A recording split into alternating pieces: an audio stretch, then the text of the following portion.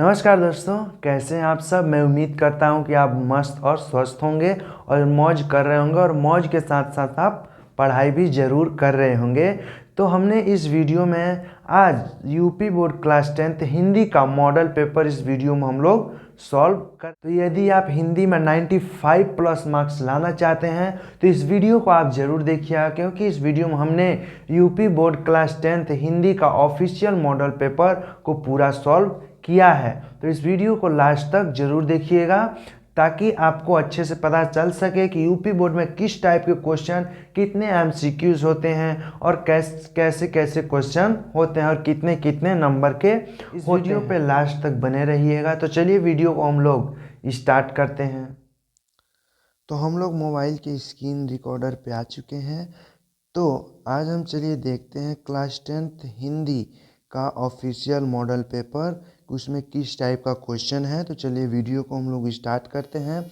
सबसे पहले आपको यहाँ पे समय दिया होगा। समय कितना आपको मिलेगा?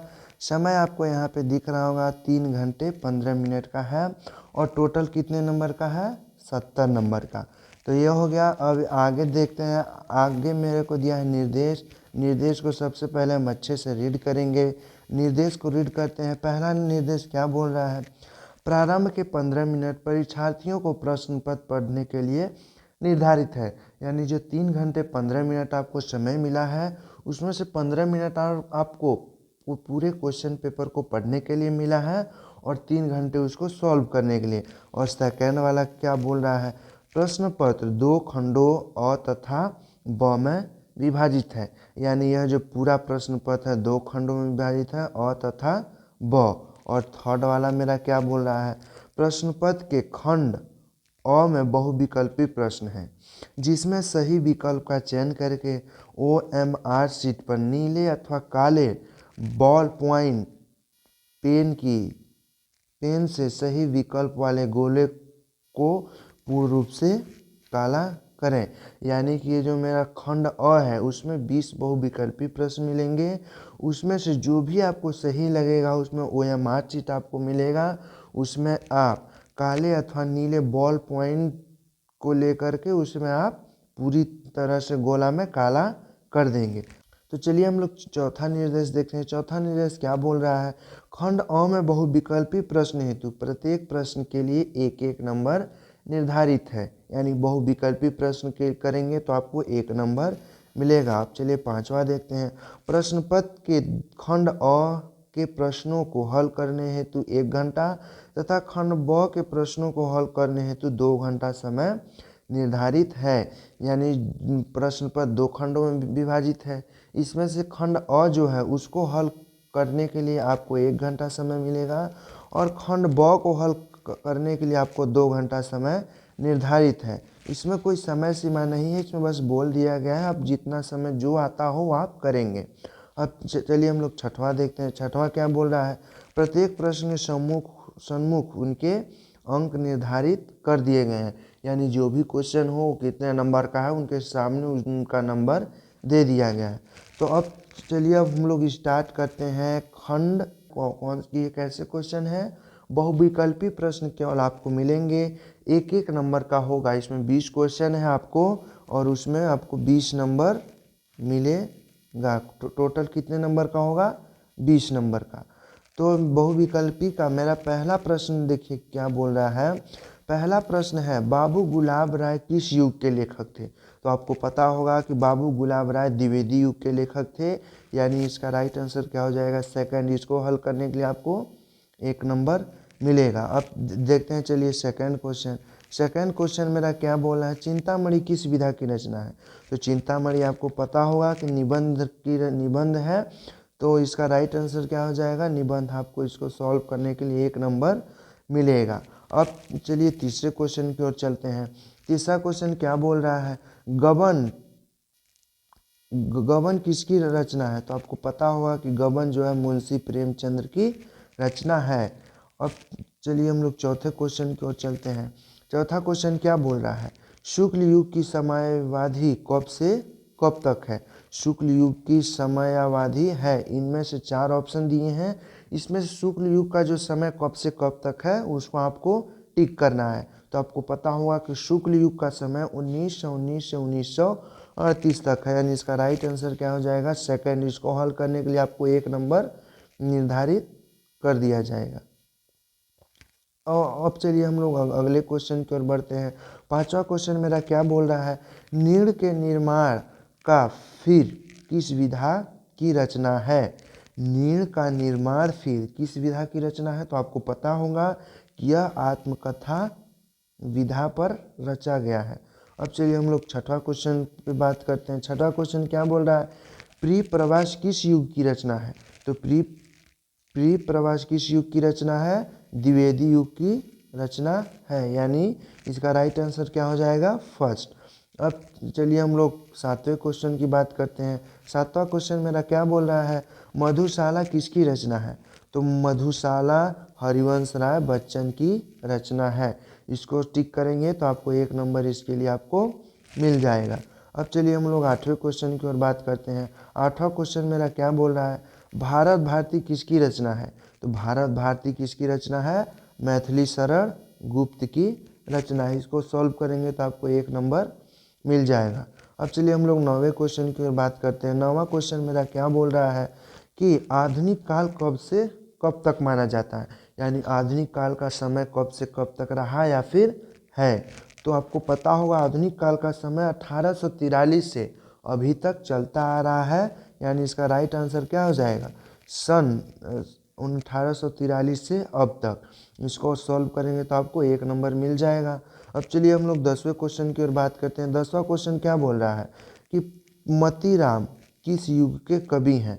तो आपको पता होगा कि मतीराम वृत्ति काल के कवि हैं, यानी इसका राइट आंसर क्या हो जाएगा? 4। इसको सॉल्व करेंगे तो आपको 1 नंबर मिल जाएगा। अब चलिए हम लोग 11वें क्वेश्चन की ओर बढ़ते हैं। 11वां क्वेश्चन मेरा क्या बोल रहा है? हास्य रस का स्थायी भाव है। हास्य रस का स्थायी भाव मेरा क्या है? तो आपको पता होगा कि हास्य रस का स्थायी भाव क्या होता है? हास्य, यानी इसका राइट आंसर क्या हो जाएगा? 3। तो अब चलिए हम लोग 12वें क्वेश्चन की ओर आगे बढ़ते हैं। 12वां क्वेश्चन मेरा क्या बोल रहा है? सोहत ओढ़े पीत पटु श्याम सलोने गार मनहु नीलमणि शैल पर आतप पर्यो प्रभात। उपरोक्त पंक्ति में कौन सा अलंकार है?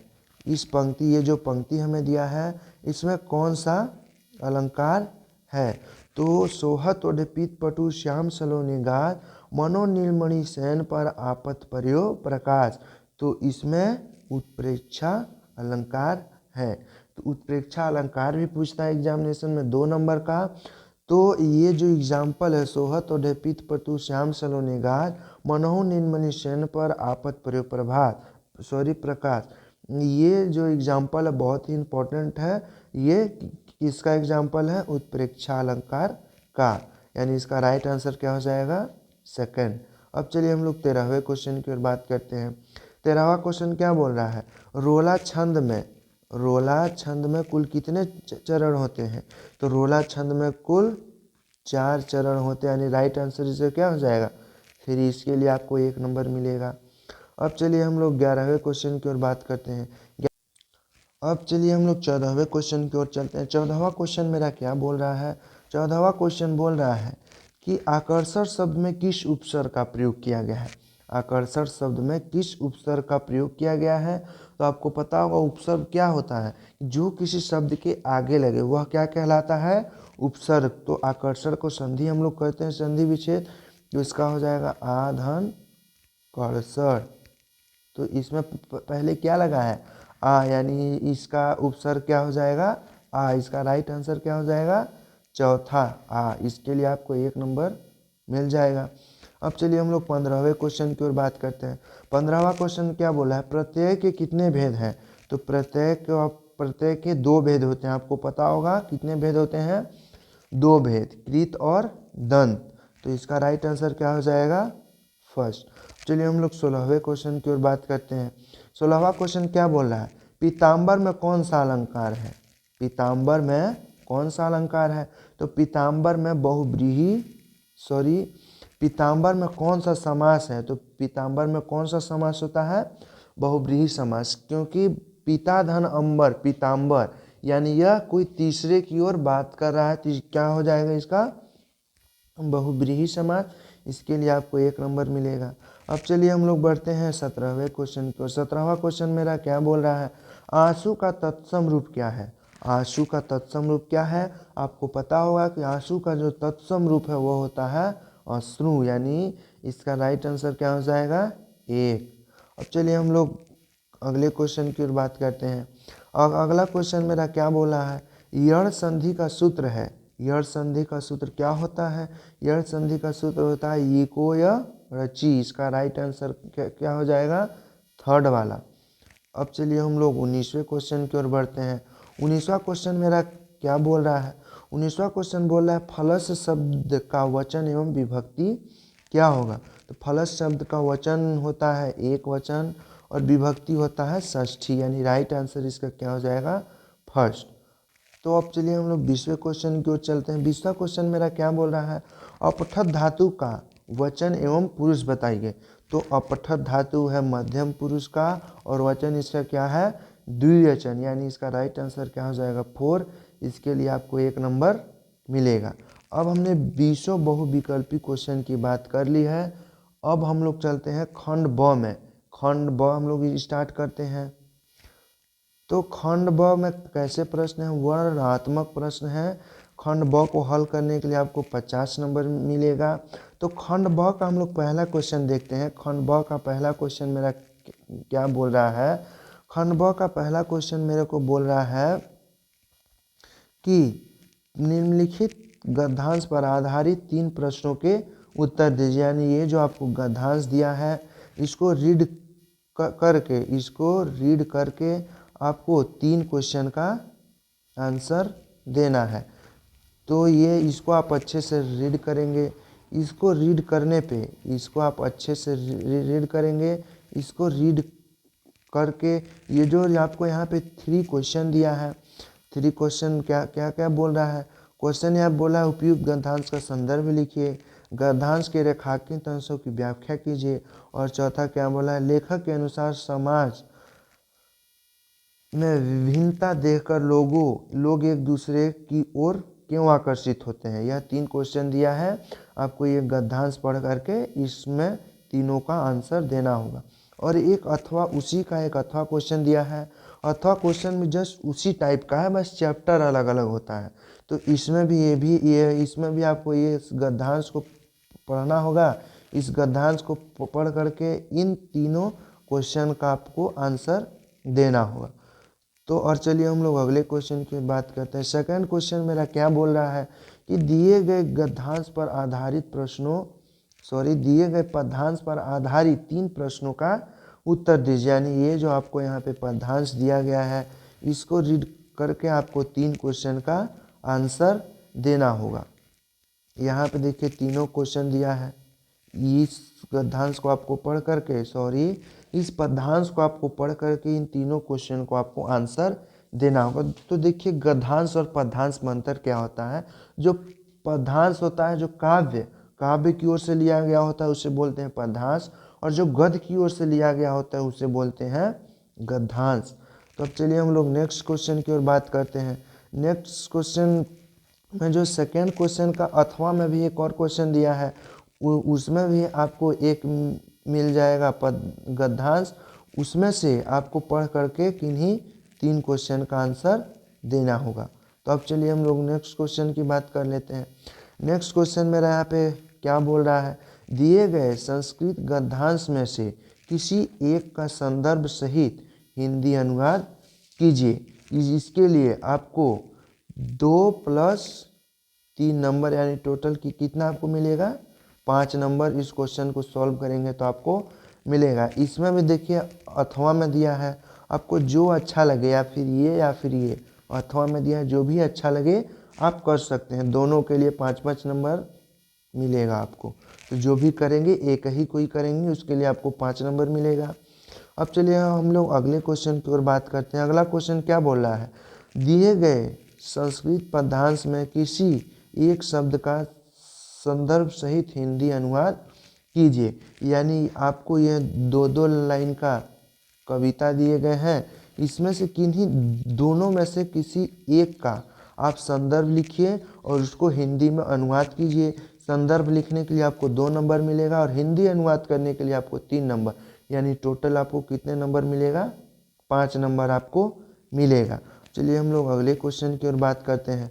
अगला क्वेश्चन मेरा क्या बोल रहा है कि अपने पठित काव्य खंड काव्य के आधार पर निम्नलिखित प्रश्नों में से किन्हीं एक प्रश्न का उत्तर दीजिए। यानी आपको यह क्वेश्चन 3 नंबर का है, एक आपको सॉल्व करना है तो आपको 3 नंबर मिलेगा। तो अपने पठित, इसमें देखिए बहुत सारे खंड काव्य दे रखे हैं। खंड काव्य पहला है मुक्ति दूत का। अगर आप मुक्ति दूत पढ़े होंगे तो दोनों क्वेश्चन में से किसी एक को हल करके आप 3 नंबर ले जा सकते हैं। और आज ज्योति जौहर पढ़े होंगे तो दोनों में से किसी एक को सॉल्व कीजिए। ऐसे ही आपको यहाँ पे मिल जाएंगे कितने सारे। तो जो भी आप पढ़े होंगे दोनों में से किसी एक क्वेश्चन को ही केवल सॉल्व करना है। 2 में से कितने को सॉल्व करना है? 1 में से। इसके लिए आपको 3 नंबर मिलेगा। तो अब चलिए हम लोग अगले क्वेश्चन की ओर चलते हैं। अगला क्वेश्चन क्या बोल रहा है? 6वां का क बोल रहा है दिए गए लेखकों में से किसी एक लेखक का जीवन परिचय लिखते हुए उनकी प्रमुख रचनाओं का उल्लेख कीजिए। यानी यहाँ पे 3 लेखकों के नाम दिए गए हैं, तीनों में से किन्हीं एक का जीवन परिचय आपको लिखना होगा और जीवन परिचय लिखने के साथ साथ उनकी रचना भी आपको लिखना होगा। जीवन परिचय के लिए आपको 3 नंबर मिलेगा और रचना के लिए आपको 2 नंबर, यानी टोटल आपको कितने नंबर मिल जाएंगे? टोटल 5 नंबर मिल जाएंगे। तब चलिए हम लोग 6वां ख की बात कर लेते हैं कि 6वां ख क्या है। 6वां ख क्या बोल रहा है कि दिए गए कवियों में किसी एक कवि का जीवन परिचय देते हुए अपनी एक रचना का उल्लेख कीजिए। यानी कि यह 3 कवियों के नाम दिए गए हैं, उनमें से किसी एक कवि का आपको जीवन परिचय लिखना है और जीवन परिचय के साथ साथ उनकी रचनाओं को भी लिखना है। इसके लिए आपको 3 नंबर जीवन परिचय के लिए और 2 नंबर रचना के लिए। टोटल आपको कितने नंबर मिलेंगे? 5 नंबर आपको मिलेंगे। और चलिए हम लोग अगले क्वेश्चन की ओर बात करते हैं। और अगला क्वेश्चन मेरे को क्या बोल रहा है? अपनी पुस्तक में से कष्टंत कोई श्लोक लिखिए जो इस प्रश्न पत्र में ना आया हो। यानी आप अपने हिंदी की किताब में से कोई भी एक श्लोक लिखिए जो इस बुक में नहीं आया, जो इस प्रश्न पत्र में नहीं आया है। तो यह एक लिखेंगे, आपको 2 नंबर का मिलेगा। तो कितने नंबर का एक क्वेश्चन हुआ? 2 नंबर का। चलिए हम लोग अगले क्वेश्चन की ओर बात करते हैं। अगला क्वेश्चन मेरा क्या बोल रहा है?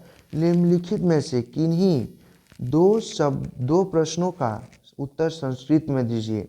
यहाँ पे 4 क्वेश्चन आपको दे रखे हैं, किन्हीं 2 प्रश्नों का आपको संस्कृत में उत्तर देना होगा। और एक क्वेश्चन कितने पर आधारित है? 2 नंबर का है। तो टोटल आपको कितना नंबर मिलेगा? 4 नंबर आपको मिल जाएगा। और चलिए हम लोग अगले क्वेश्चन की ओर बात करते हैं। और अगला क्वेश्चन मेरा क्या बोल रहा है? निम्नलिखित में से किसी एक विषय पर निबंध लिखिए। यानी यहाँ पे 4 टॉपिक आपको दे रखे हैं, इन्हीं किन चारों में से किसी एक पर आपको निबंध लिखना है। यह निबंध कितने नंबर का है? टोटल 9 नंबर का है। निबंध आप अगर टॉपिक बाय टॉपिक लिखते हैं तो आपको अच्छे नंबर मिलेंगे। आप अगर ऐसे ही लिख देते हैं तो आपको उतने अच्छा नंबर नहीं मिलेंगे। अगर आप टॉपिक बाय टॉपिक लिखेंगे तो आपको पूरा यानी 8 नंबर तो कम से कम नंबर आपको मिल ही जाएगा। अगर कोई काट भी दिया तो आपको 8 नंबर जरूर नंबर मिलेगा। तो इसलिए आप एग्ज़ाम में टॉपिक बाय ही टॉपिक निबंध लिखना सीख जाइए। तो इसके लिए आपको कितने नंबर मिलेंगे? 9 नंबर। तो इसी के साथ मेरा क्वेश्चन पेपर होता है समाप्त। तो इस टाइप का देख लीजिए कितने कितने नंबर का क्वेश्चन आता है। तो हमने आज इस वीडियो में जाना क्लास 10th हिंदी का official model paper, UP board का ऑफिशियल मॉडल पेपर हम लोगों ने इस वीडियो में सॉल्व किया। तो यदि वीडियो अच्छा लगा हो तो वीडियो को लाइक और चैनल को सब्सक्राइब ज़रूर कर दीजिए। और इसी तरह की वीडियो देखने के लिए चैनल को सब्सक्राइब ज़रूर करें। तो फिर मिलते हैं इसी तरह के नए वीडियो में, तब तक के लिए धन्यवाद।